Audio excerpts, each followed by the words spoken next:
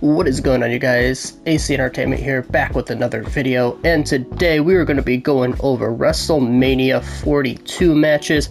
I'm going to be ranking them from the worst to the best, and let me know in the comments down below what you agree with, disagree with. How would you rate WrestleMania 42? I will start off by saying, though, before we get into any of them, I guess you can see the first one that I have up here, which is going to be my least favorite, coming in at 13, unfortunately. I don't think it's necessarily any of the competitors' faults. I think it's either A, the lack of amount of time that they were given that's, really ruined how good the match could have been, and, either that or they were just kind of given, like, poor storytelling stuff. So those are kind of the two things that, like, I will say I don't think none of the competitors is at fault for this year's WrestleMania, to be completely honest. And I also don't think necessarily none of the matches were awful. I don't think they were, like, bad. I just think some were underwhelming. And that's kind of how I felt. I guess with this one a little bit, obviously Paige returns because Nikki Bella could not compete, so I do think that was kind of cool. Unfortunately, once Nikki came out and said that she couldn't compete, I think everyone kind of knew that Paige was going to be teaming with Brie Bella, considering, there's just a bunch of dirt sheets, and, it's not even really a surprise anymore. I got to watch Raw. This is being made after Raw, so I did get to watch Monday Night Raw, and, like, even with Sol Ruca and Ethan Page getting called up to the main roster, you've seen that over on X. Like, people are like, oh, Ethan Page is going against Javon Evans, and Sol Ruca's supposed to go against Liv Morgan. I would like that to be a surprise. I wish that people would stop with the, dirt sheets and just, like, doing that. I understand it's kind of their job, but I think it's kind of ruined surprises, so I guess I just need to stop going onto, social media and stuff before matches happen. But either way, Brie Bella and Paige obviously got the win. I do feel once Paige was the one teaming with Brie Bella, I did think they were going to win. Obviously, I thought Bayley and Lyra, that's who I wanted to win. That's kind of who I was going for. But once Paige was going to be teaming with Brie Bella, there was no shot that anyone else was going to win that match. But I do think there could be some cool storytelling coming out of that. I think Nikki Bella might turn heel on both of them at some point when she's able to compete. But just the match was just, for 8 women, being in a match, it just didn't feel that long. And it was just kind of it was an alright match. Wasn't awful by any means, like I said, but by no means was I, like, blown out of my shoes or my socks and just, like, excited about it. But I would have to say the best thing about this match is probably before the match even started and Paige returned. Probably the best thing about that match. But let's go ahead and let's get to match number 12. Alrighty, so coming in 12th, I got the United States Championship match. Sami Zayn, Trick Williams. One of those matches that, once again, I was just kind of expecting a little bit more. I don't know. But either way, I am happy with the outcome. Trick Williams is your new United States Champion, so love to see that. Wasn't really huge on, like, the whole entrance neither. Like, I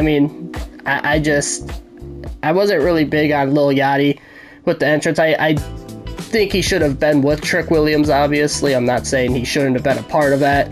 I just wasn't huge on the overall entrance. And I think they really need to dig into this Sami Zayn, like, heel character and see what happens. So, like, if Sami Zayn did win and become even a bigger heel, like, I actually would have been okay with that. I know a lot of people probably don't like that take because they're like, no, just put it on Trick, which I understand, and I'm totally fine with Trick winning it.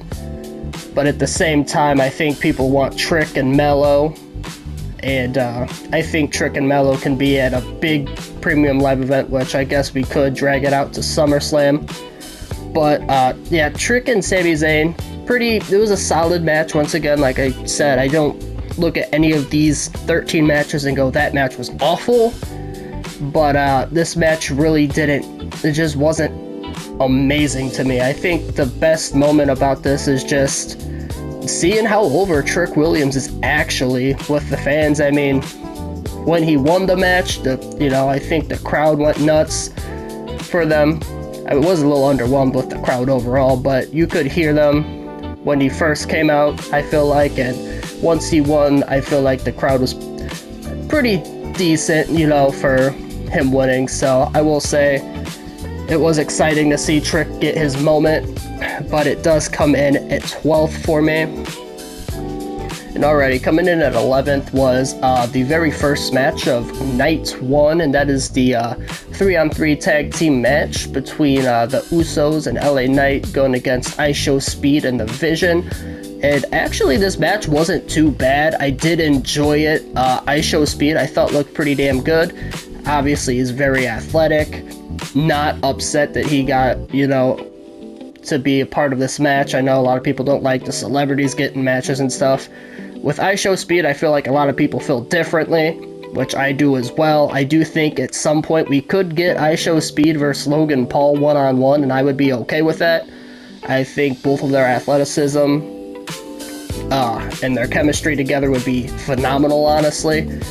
But, I mean, IShowSpeed really did his thing, and I think the moment of, obviously the whole thing was probably at the end when, Logan and Austin Theory kind of turned on Speed, and then, LA Knight and Usos come back and they kind of help him out. And then we get the viral moment of IShowSpeed hitting the splash through the announce table with Logan Paul. So I thought that was pretty cool. And the match overall, I mean, I think, if it went longer, it could probably be higher up on this list, to be completely honest, because I do think that there is some really cool moments, especially with, like, Speed. So it's just kind of, I think when the pin happened, it was, like, kind of underwhelming. Like, I mean, that word's probably going to be used a lot because it just didn't feel like a long match. I hope next year's WrestleMania is so much different, because this year's Mania, with all the ads and everything else, it just, all the commercial breaks, it was just so annoying. But yeah, I mean, IShowSpeed really did his thing. He showed out, and I really actually hope we get to see him again at some point and maybe have a match with Logan Paul. But like I said, I have this one coming in at 11th. I don't think it was an awful match, just kind of a quick one, but nice way to open up the show. You have the faces win, nothing too crazy.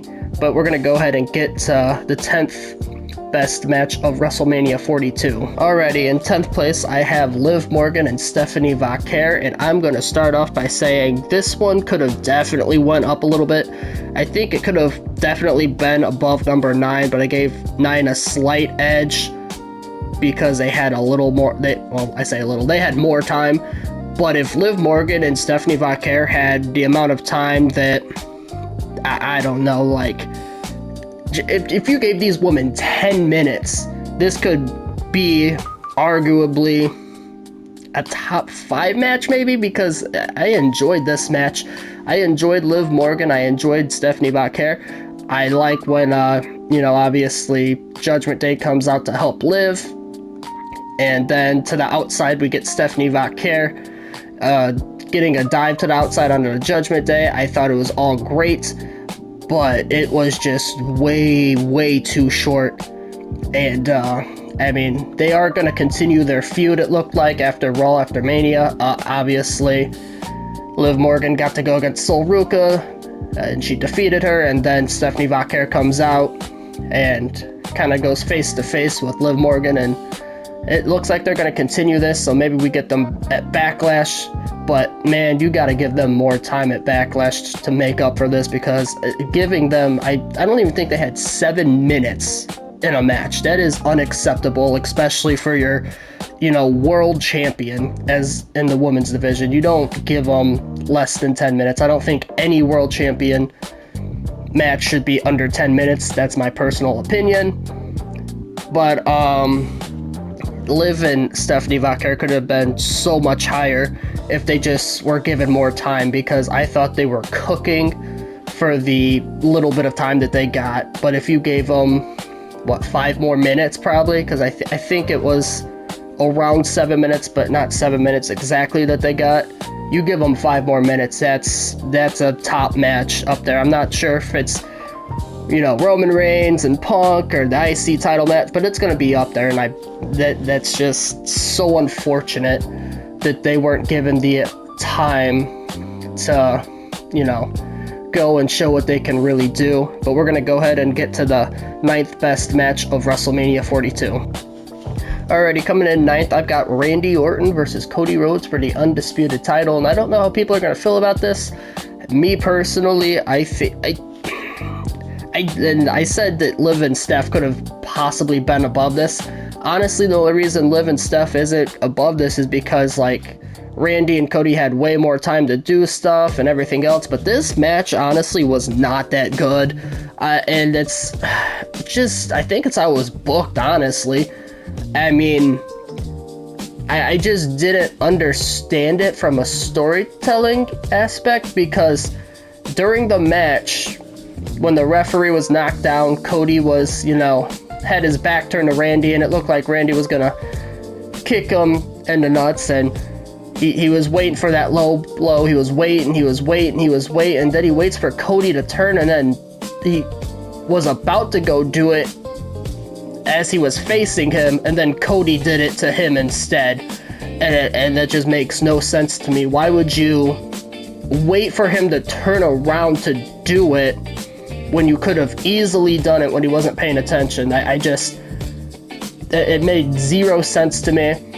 And people might say, oh, well, he didn't want to, you know, actually pull the trigger on it, but he was going to do it as he turned around. And at the end of the match, he hits him with the punt kick. So he's not afraid to, you know, he's afraid to do it during the match, but when it doesn't matter and he's not going to win the title, he's okay with pulling the trigger and try taking Cody out. That just made really no sense to me. So I thought that was really, honestly, just dumb. I mean, I just wasn't a fan of it. They got so much time to do some great stuff, and nothing about this match was necessarily great. I mean, honestly, yeah, I honestly could have probably put Liv Morgan and Stephanie Vaquer above this, so this might honestly be the 10th best match below Liv and Stephanie. So, you know, I don't know. I was so unimpressed with this match, and I know these two can do great things, but they really screwed themselves by trying to put Pat McAfee in it and then Jelly Roll and everything else. But either way, I do have this ranked, like I said, at 9th, but I could definitely actually see this being the 10th best match. So this one and Liv Morgan and Stephanie's kind of just up in the air. Like, I guess rank them however you want. But then we're gonna go to the 8th match of the night, or the 8th ranked match, not the 8th match of the night. Alrighty, my 8th ranked match is Dominic Mysterio and the Demon Finn Balor, and this is like the first match that I've, like, I don't want to say that I actually enjoyed, but this is like the first match that I was like, okay, this actually has some cool, like a lot of more cool spots, you know, because they ended up turning it into a street fight. I mean, we seen, I think, I want to say 2 tables broken, maybe just 1. But we got to see tables broken and stuff. And some of the chair things they did, like I think we got the 619 with a chair to the head of the Demon Finn Balor. And, you know, I just thought everything about this match was actually pretty solid. You know, it wasn't too long, because I think they could have done a lot more with it, you know, being a street fight, but like it did its job, it did its purpose. Obviously, the Demon Finn Balor won. I mean, I think that's the only way you should have went with this. I think if Dominic Mysterio won, that would have been really weird. But I do find it a little weird that there was no Judgment Day help against Finn like that, especially the Demon Finn Balor. Like, I thought we were going to get some Judgment Day help. I mean, I do know that obviously that same night JD McDonough was in a ladder match, which we will talk about later in the video, but I just expected some help for Dominic Mysterio, so I guess maybe that's why this one kind of falls a little bit lower on the list. At 8, I think I was just kind of expecting Judgment Day help and we never got it, which I don't know if that would have been better if we got it or not, so who knows, but we'll get to the 7th best match of WrestleMania 42. Alrighty, the 7th best match in my opinion was Obafemi and Brock Lesnar, and Obafemi is over like crazy. I mean, we seen when Obafemi's music hit, everyone chanting for him and everything else. Obafemi is, you know, no pun intended, but he is the next big thing. And it was kind of a squash match. I mean, you know, and I think it's okay that you had a squash match here from Obafemi putting away the Beast Brock Lesnar. And, you know, it was a solid match for what it was. That's why I do have it at 7th. It would have been higher if they went a little bit longer and maybe stuff got broken and maybe we got some more finishers. But I think it, you know, served its purpose, and it being kind of a squash match was okay. But it really shocked me because Brock Lesnar supposedly is retired, maybe not, I don't know. Took off the gloves, you know, the boots and stuff, and left him in the ring, so I don't know if he's actually retired for good. I do think he is going to come back for at least that one more match at SummerSlam against Gunther. I could definitely see that happening. But, yeah, I mean, it was a solid match for what it was. I don't even know if it was a 5-minute match. I could be wrong on that. But, pretty solid. It was quick. Served its purpose. It put Oba over as the, you know, next, like I said, the next big thing. And we possibly got a retirement from Brock Lesnar now. So, I don't know. Interesting, shocking. And, you know, just like I said, the crowd was so over for Obafemi. So they really like him, and I love to see that for him. But we're going to get to the 6th best match of WrestleMania, in my opinion. Alrighty, the 6th best... My gosh, I can't speak. The 6th best match, in my opinion, was Becky Lynch and AJ Lee for the Women's IC title. I actually did kind of enjoy this one. I know I feel like there's some people that weren't too big on it. But to me, I really thought, like, the storytelling in it was really nice. You know, obviously Jessica Carr as the referee is still, you know, being in that match, and you have Becky still kind of going at Jessica Carr, and Jessica Carr, you know, she didn't take it. You know, Becky put her hands on her and Jessica Carr pushed her back. And, you know, the ending, I thought the ending of it was brilliant. You know, Becky Lynch pulled the referee in front for a moment. She got bumped, and then she took advantage of that by hitting AJ Lee off the exposed turnbuckle and ended up winning the match. So I really thought that it was a solid match for what it was, you know. And I thought there was a backstage thing with AJ Lee, and she seemed upset, but I don't know if that's just her way of saying she's going to be gone for a little bit and maybe she comes back. But I thought this match was actually pretty solid. But we're going to get to the last women's match at number 5 right now. And alrighty, coming in at number 5 is really, really shocking to me, which is Rhea Ripley and Jade Cargill. Like I said, this is the highest ranked women's match for me, but going into WrestleMania, this is by far probably the worst build-up match. So, like, it's crazy how different, you know, it was. You know, one of the things that I was always saying going into WrestleMania 42 was these two have to show up and show out, because this build to this match has been horrendous, and hey, they did exactly that.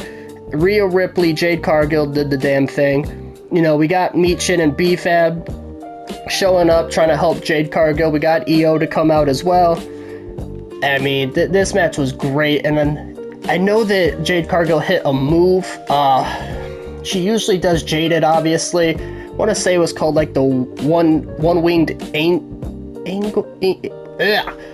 one-winged angel, I believe is what the name of the finisher is. I could be wrong, so apologies if I am.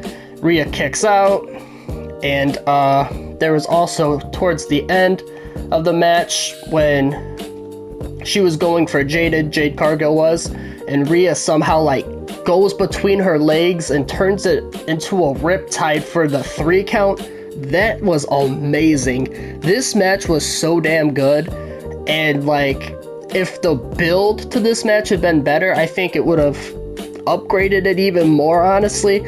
I know that I am just doing the match, like obviously the match is what I'm mostly looking forward to, but going into this match, if there was more build to it and it just felt like it really already had me, this would have had me even more, because this match was great, honestly. This is like, these top 5 matches are like really good to me. I enjoyed them, but this one really like surprised me, and I was genuinely like happy watching this match. So shout out to Rhea and Jade because they did the damn thing.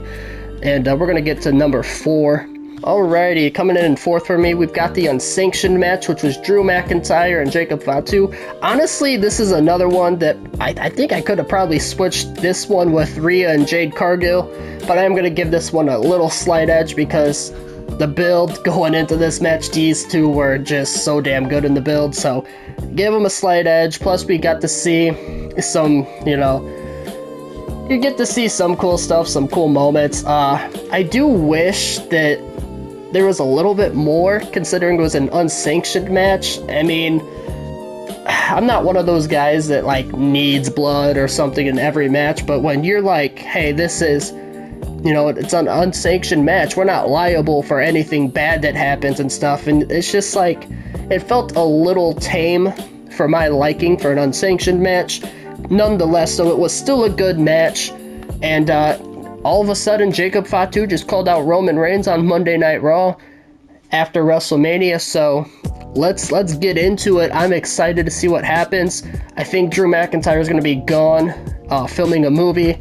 This was great. I enjoyed it, and we're going to get into the top 3 matches now. Alrighty, coming in at number 3 for me is Gunther and Seth Rollins, and this was probably the first really, really good match of WrestleMania. I did say I like Jacob Fatu, Drew McIntyre as well, but Gunther and Seth Rollins, night 1, oh my goodness, these two did amazing. I know a lot of people were a little disappointed. I say a lot of people, but there's people disappointed, like, oh, Braun Breaker, interfered and this and that. You knew Braun Breaker was going to return. You knew he was going to cost Seth the match. I mean, I don't care. Like, this match was still great without Braun Breaker. Adding Braun Breaker into, I'm cool with that because I wanted Braun Breaker to be back.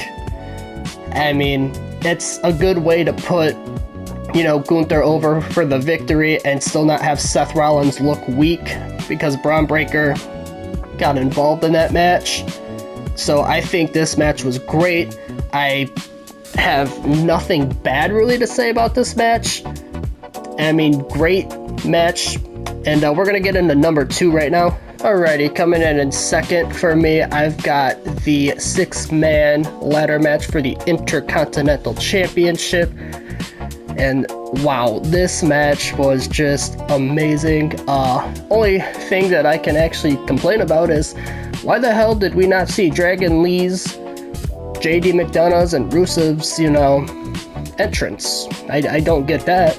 I was actually very pissed off about that. Like, I know that's something so small maybe to be a little irritated about, but like, why are we getting commercials and everything else that we're missing people's entrance at WrestleMania? Like, to me that is just so, it's honestly disrespectful in my opinion. But other than that, the actual match itself was phenomenal. We got the cutter from Javon Evans to Rusev, which there's some people that hate on it, some people that are like, that was awesome. I'm kind of in the middle. I kind of understand what people are saying because like Rusev kind of had to like go off the ladder to make the cutter happen, but like at the same time, I mean, it was still awesome. We got a Mexican destroyer from Penta to JD McDonough. JD McDonough looked great in that match. We got a Spanish fly from JD McDonough off of a ladder. I mean, this, and then Penta threw Ray into Rusev on the outside, and it was like a West Coast pop kind of looking thing, and him and Rusev went through the ladder. I mean, this match was just so damn good. Everyone in it looked good. They all had their moments, and I'm just so glad that they made this match happen because everyone looked great. And I don't know how Rey Mysterio is still doing this at what, I think he's 51. How in the hell is he moving like that for 51? That is insane. But I'm excited to see what these guys are gonna do. This, after all that, JD McDonough, looked great. I think they need to push him. I think Dragon Lee needs to get a push as well. Javon Evans, I think they're already kind of pushing. So, I mean, just, strap the rocket to some of these people because they absolutely deserve it. But we're going to go talk about the best match of WrestleMania 42 right now. And already, this was my favorite match of WrestleMania 42. And, I mean, if you wanted to say the IC ladder match was better, I could understand that. But this, to me, was a great main event. CM Punk, Roman Reigns. The storytelling in it was great. I mean, Roman Reigns, obviously, a lot of us didn't like the whole, promo to CM Punk just being like, you're old. Like, we all found that kind of boring. I did too. But in this match, it kind of shows back to like, okay, wait, Roman was right. Like, Punk is old. He can't keep up. And that's what was so damn good about this match. And even at the end of the match, you have Punk on the outside selling. Well, I'm hoping he was selling because he was like, he just kept like, falling to the ground and stuff. So hopefully that was selling and he wasn't actually like, messed up, which I think he was fine. But either way, Roman Reigns, CM Punk looked great. And there was no there's no run-ins, nothing. And I'm actually glad. I was expecting run-ins a little bit, but then at the same time, I was kind of like, but who runs in? Like, who gets involved and why do they get involved? I'm glad there is no involvement. This shows me, like, now we can move on to, WrestleManias and not always have some kind of involvement. This shows me, like, hey, these wrestlers are good enough to, like, not have, a big celebrity like The Rock come in or something. We don't need that. We don't need The Rock to come back. We don't need Travis Scott. We don't need Pat McAfee. Like, let these dudes do their damn thing and let them compete because they can do it. CM Punk and Roman Reigns was a phenomenal main event. I mean, obviously, off the top of my head, I can't say, like, how good it was, like, compared to other main events. But this might actually go down as, like, a top 10 main event of all time. Maybe higher, might be a little lower, I'm not sure. But I do think this could actually be a top 10 main event of all time. These two did the damn thing.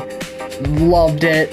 And I know a lot of people might be complaining a little bit about how long their entrances were because of, obviously, other shorter matches and everything else, which I get it, but at the same time, these are two of your biggest wrestlers. I get why they had long entrances. I was okay with it.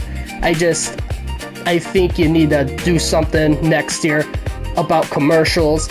You need to have longer matches and everything else. But this was my favorite match, and I do think this was the best match of WrestleMania 42. But that's going to do it for my list, ranking the WrestleMania 42 matches from worst to best. And let me know in the comments down below what you agree with, disagree with, why you did like matches and why you didn't. To me, like I said in the beginning, there wasn't any awful matches. It's just there was underwhelming matches, and it wasn't even really the, participants' faults.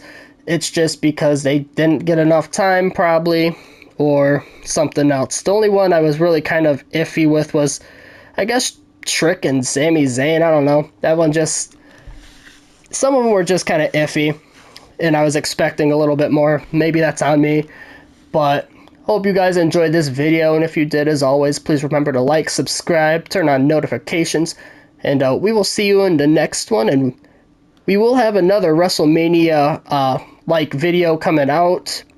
I'm going to be predicting what will be happening in a year at WrestleMania 43, so be on the outlook for that. I'm going to try making some matches up and trying to make it work, but we'll see how it goes. But we will see you in the next one. AC Entertainment is out. Peace.